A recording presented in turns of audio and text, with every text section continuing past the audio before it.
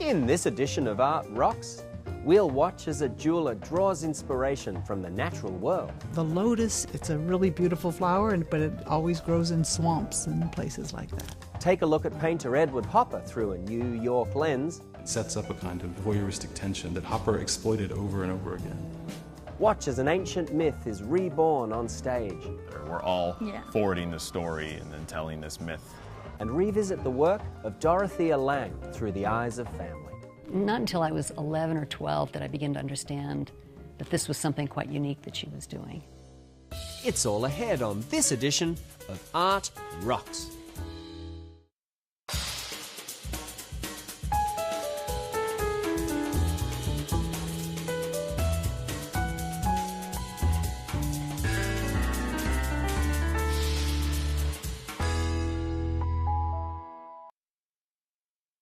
Art Rocks is made possible by the Foundation for Excellence in Louisiana Public Broadcasting and by viewers like you. Hello, I'm James Fox Smith, publisher of Country Roads magazine, and this is Art Rocks.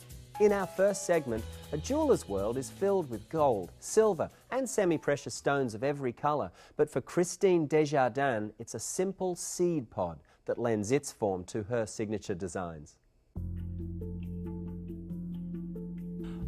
With my jewelry, I use sterling. I always have sterling for the findings and the pieces. And then the beads are just different kinds of either semi-precious stones or pearls. I want things to be kind of special or precious. And so I use the nicest stuff I can find. DesJardins found inspiration in the familiar form of a seed pod that makes a unique statement in her craft work. Well, it was after Katrina, actually, and I was looking for something that kind of symbolized what people down here were going through. And the lotus in the Eastern culture kind of symbolizes the ability to rise out of the muck and bloom. It's a really beautiful flower, but it always grows in swamps and places like that. And I thought it was perfect. And I saw the pod, and I was like, I'd always loved it. It was beautiful. And then when I saw it was a lotus, I was just like, okay, that's it. That's what I need to do. I make the pods in sterling and then put the seeds in, and then I use different color pearls, semi-precious stones, garnet, carnelian, peridot, glued in with a jeweler's epoxy. And then I finish them off with beads that match the stones that are in the pod. The little pods are cast. It's a lost wax casting. And I did them for the first time in Lafayette, where a lot of people are familiar with them. I kept having people come up to me and say, "Oh, that's Grenoble." And I was like, okay, please say that again. And I made him say it like 3 or 4 times till I got the sound of it. And then I called a professor at UL and asked him, okay, what is this Grenoble? And I found out also that the Cajuns eat the seeds. There's a season when they're green, and a lot of them just eat them plain, like right out of the pod. And I tried that, and they're edible. But what I really liked was having them boiled, and they reminded me of garbanzo beans. And I guess the Cajuns use it a lot, throw it in gumbos, put it in with their crab boil, that kind of thing. The lotus has been a food source to many cultures for thousands of years. The Native Americans use the entire plant. They use it for medicine. They turn the root into a poultice for inflammation. They make a tea. They pop it like popcorn, kind of. They make flour out of the root as well. They dry it and powder it. I'm sure that's where the Cajuns learned to eat the pod, is from the Native Americans down here. For most of my career as an artist, I traveled around the country doing the art circuit. I've decided that I really would like a career as a counselor. It's something I've always been interested in. And so I'm transitioning, staying closer to home. I have finished my counseling degree.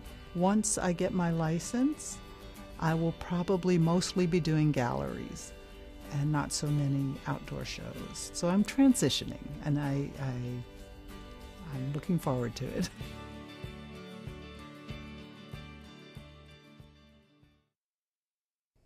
See more at desjardinsjewelry.com. Christine DesJardins joins 250 artists and craftspeople contributing their work to the LPB Art and Travel Auction now underway.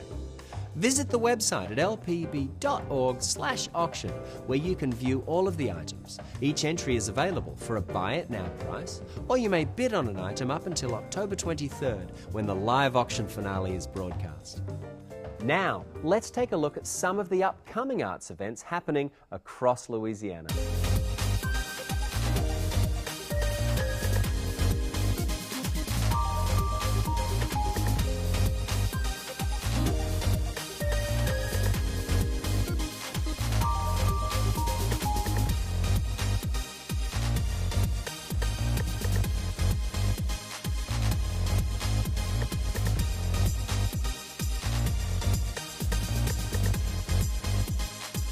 For more information on these events, visit the website at lpb.org/artrocks.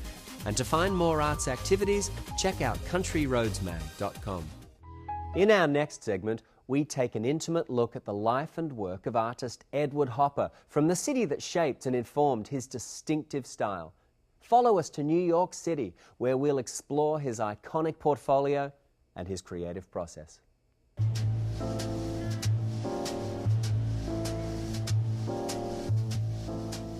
The thing I say over and over again with Hopper is that he worked from the fact and he improvised, and those are his phrases for working from nature, direct observation, and using his imagination to meld all the things that he observed in reality into something bigger and more universal.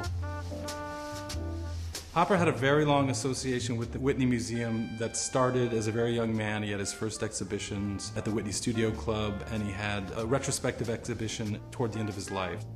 It was his wish that his artistic estate come to the Whitney Museum because of his long relationship to the museum. It included over 2,500 works, mostly drawings. And the drawings allow you to get inside his mind, I think, and to understand how he put together his iconic paintings and how he used drawings to work out those ideas.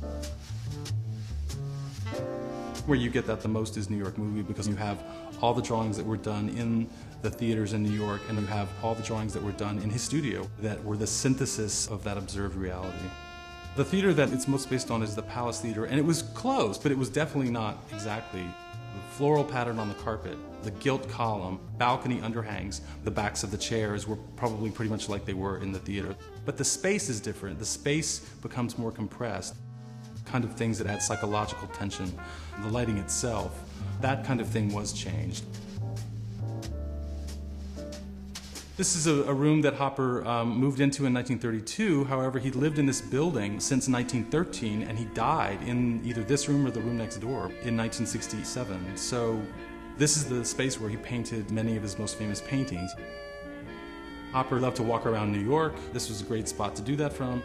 A lot of the places that he painted are, in fact, not that far from here.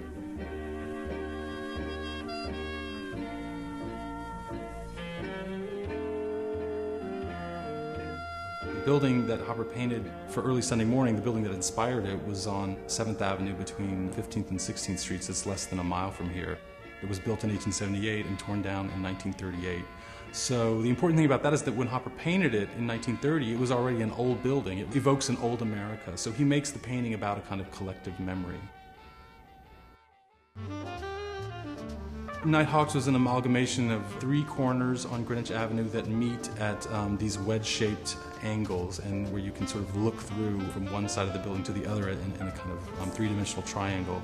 I also believe strongly that the tip of the Flatiron Building was probably the main inspirations for Nighthawks, because the shape is very, very similar, and it's in fact not that far from here. And that was typical of Hopper. He would cull from these different things and put them together. Those 2 paintings together are important because one shows an old New York and one shows a new New York kind of overtaking an old New York. A lot of Hopper's work is about downtown New York, and I think Hopper was aware of that kind of distance you get in an urban environment where you're physically close to people but you're not engaging with them. In New York, you can be walking down the street at night and see in someone's window, and you're the spectator looking in on these people, but it's like they can't see you, and it sets up a kind of voyeuristic tension that Hopper exploited over and over again. Hopper's paintings are intentionally awkward sometimes, or the figures are awkward, or there's a tension and a strangeness or a discomfort that is part of the subject matter of his paintings. But I think there's something also deeply sympathetic with the people that he's depicting and their condition. I would hope that seeing the paintings in tandem with the drawings and the carefulness that went into both allows people to understand him in a different way.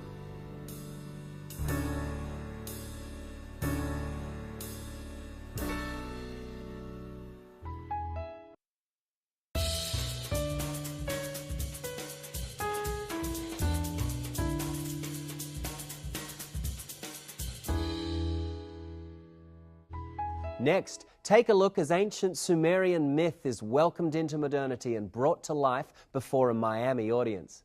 So sit back and enjoy an interactive experience in which Sumerian gods look out from the stage and ask for your participation through a fun and wildly colourful performance.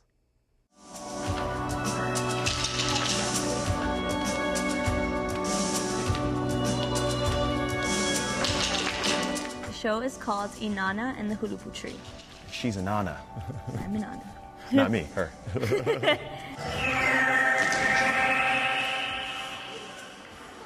Gilgamesh, give me that root.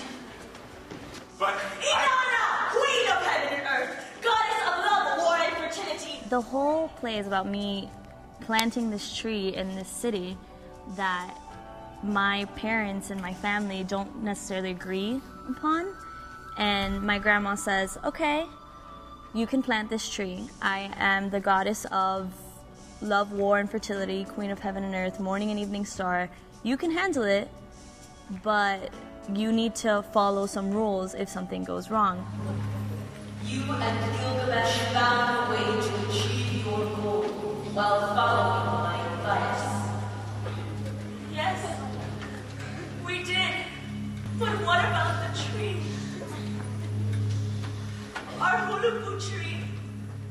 citizens of Uruk, I want you to remember that if you ever need me, I am always only a chant away. I am Nagizida, the god of medicine. He's in charge of healing people. If someone gets sick, he's the god that's like, you're better. Or provides you with some type of herbal medicine of some sort. And so in this role, he kind of loses his focus. He loses what he's supposed to be doing, gets a little distracted when he meets the Hulupu tree in question. And so it's kind of about him dealing with that and what is more important to him. Does anyone out there know any good jokes?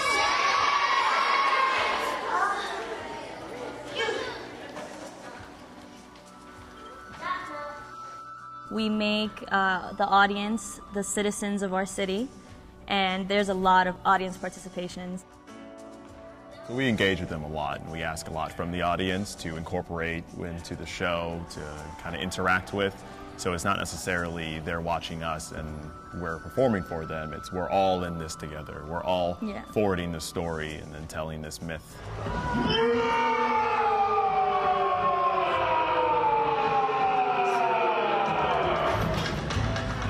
Citizens of Uruk, help me get this creature out of our tree. Let's roar him off of those branches. Will you help me? Yes. 1, 2, 3.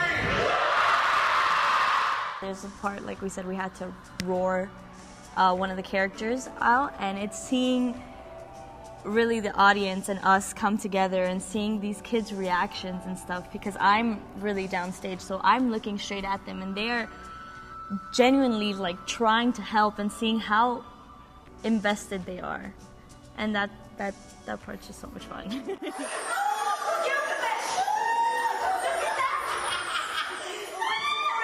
We had intense aerial training with one of the actors, Luckner Bruno. He is an aerial silk trainer and circus performer, and he's the one that he basically got the two characters that play Siduri, Shanika Harrell and Anna Mendez, myself, the understudies, and himself to get on aerial silks and work out with him and train with him.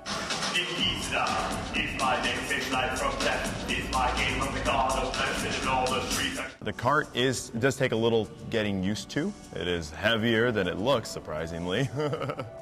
But after a few trials with it, it's kind of like driving a big Mack truck or something. You just get used to how it moves and what you need to do. All the gods have staffs, and since we are gods, it's not allowed to touch the floor. And my staff happens to be very, very heavy, and I'm carrying it on my right hand for a good, 20 minutes without, bringing it down. And the first few times, it was so hard. It was so hard, but it just takes a matter of getting used to. It was cool knowing how the Sumerians were kind of one of the first mythologies dated, pre-Greek, pre-Roman. It's one of the originals, so it was interesting to me to learn some of the stories, like Inanna, like the tree, and see how those Sumerian stories have translated into other mythologies, like the tree here, the tree of life can be the tree in numerous other different mythologies and histories, and to see the parallels come in with a strong character. Inanna is just another iteration of Athena, which is another iteration of Hera, just to see how the Sumerian mythology influenced so many other mythologies. To me, was really cool to kind of investigate.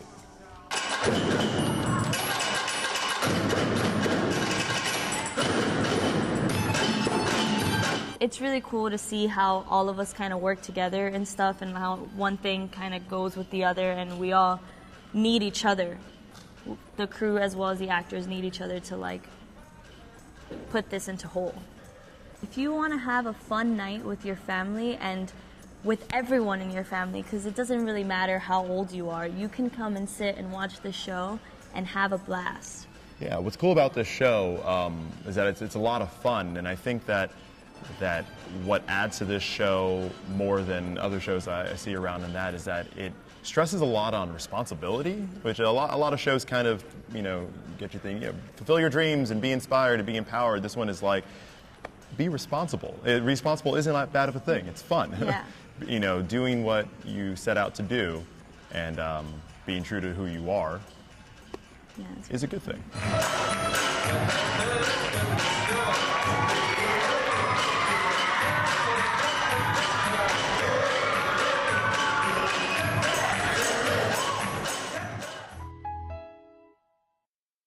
Now it's time to explore another of Louisiana's treasures. Each week on Art Rocks, we celebrate and examine an artistic or cultural element with unique ties to Louisiana.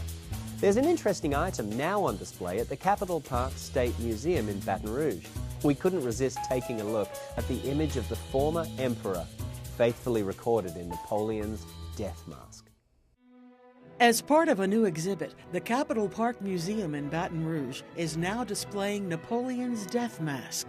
It's one of 4 bronze sculptures cast from the original mold, crafted by one of Napoleon's physicians in 1821. His personal physician moved to New Orleans after his death, and he was so delighted to have moved here and be accepted into the community that he donated the death mask and some of his medical equipment to the city of New Orleans. In recognition of the role Napoleon played in Louisiana's development, the death mask remained on display in New Orleans at the Cabildo, but the mask was almost lost when it came up missing during the Civil War. After the Civil War, a city employee found it in the trash and rescued it, thank goodness. He knew it was important and he kept it in his personal possessions, and then eventually it found its way back to the city of New Orleans, and because of its historical significance it was donated to the Louisiana State Museum. In our final segment, we remember legendary photographer Dorothea Lange. Her images and legacy have touched generations, but perhaps no one more than her granddaughter, Diana Taylor. Taylor shares memories of her grandmother and takes us behind the scenes of her upcoming film celebrating Lange's illustrious career. Take a look. Okay, so we've seen this. Yeah, we've seen it. The nation has seen this photograph many times. Yeah. As Dorothea says, it belongs to the public, really. It doesn't belong to me anymore. A legend of the strength of American motherhood. So what we're saying is continue with the move-in and then just cut to the photograph. She realized how important that image was and what it meant to people and its importance to our understanding of the Great Depression. Florence Thompson's headstone reads, Migrant Mother, a legend of the strength of American motherhood. Oh, yeah. Yeah. Yeah. I think that's great. Moving on. You know, I never thought that I was actually carrying on my grandmother's work, but after a number of years, I began to say, well, actually, I am carrying on her work because I'm doing projects that are related to social issues, projects that, you know, stories that need to be told, revelations that the rest of the country or the world might need to see, you know, bringing voice to things that need to be experienced or known. Not until I was 11 or 12 did I begin to understand that this was something quite unique that she was doing. So I took it all very for granted when I was young, but it was absolutely seeping in. You know, it was completely becoming part of my fabric without me even knowing what was happening. You know. Dorothea was very exacting, very charismatic and very wonderful, but very exacting, and she really wanted to bring you to bring your best. That didn't necessarily mean your sweetest self as a girl. It meant your sharpest, most intellectual, most acute, observational self. And so that is something that she, again and again, would ask me to really pay attention to what I was doing, pay attention to what I was seeing, pay attention to what was happening around me. I was kind of a wild child, completely out of control, and a tomboy and all over the place. And she was not necessarily reining me in, but asking me to look at the impact I was having and also to see what was around me.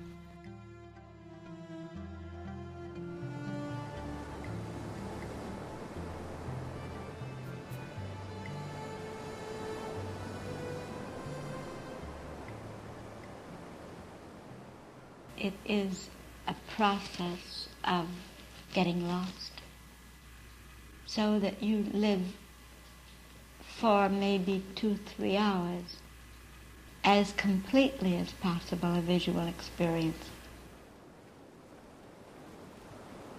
My grandmother, limping up from the beach, was photographing. I had a handful of shells and stones and thrust them out toward her, asking her to look at them. She said, I see them, but do you see them? I said, yes, I see them. Then she said sternly, but do you see them? And snapped the photo. I think that one has to look below the surface of things to see what's really there. And I still remind myself to do that. You know, we're moving pretty fast these days, and I have to say to myself, stop, wait a minute, what's really happening here? Or what's really, there's something more for me to see, there's something more delicate to see, or there's something that carries more information to find out about, that the superficial really isn't where it's at, you know, so.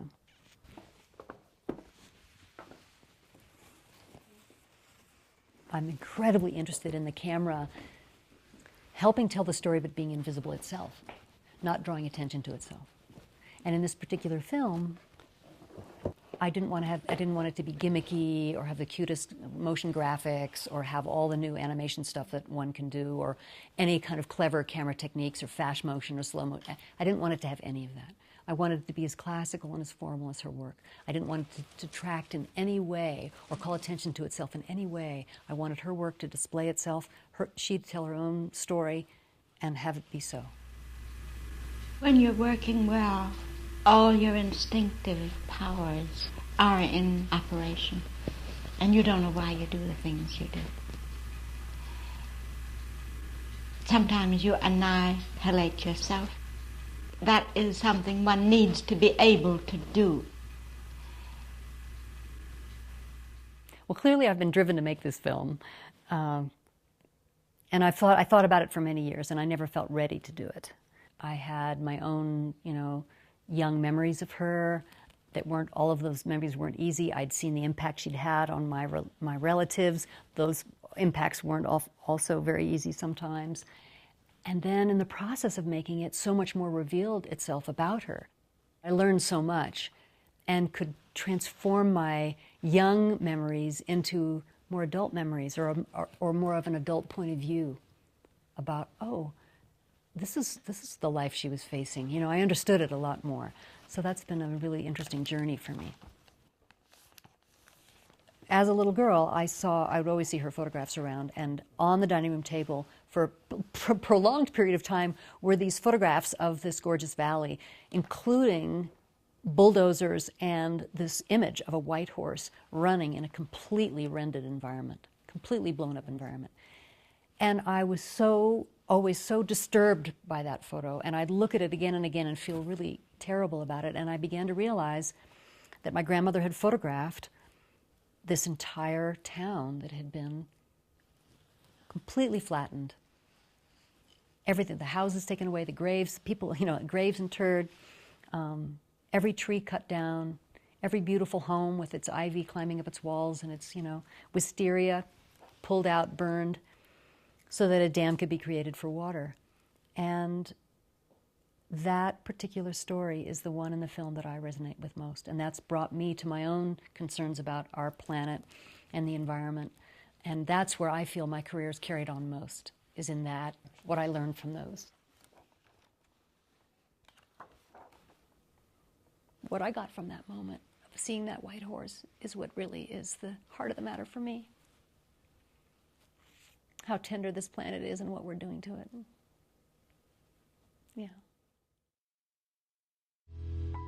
American Masters Dorothea Lange, Grab a Hunk of Lightning. For more information, visit AmericanMasters.org. And that wraps it up for this edition of Art Rocks. So be sure to drop in online at lpb.org/artrocks, where you can catch up on any episodes you've missed and find information on upcoming arts events. Until next time, I'm James Fox Smith, and thanks for watching.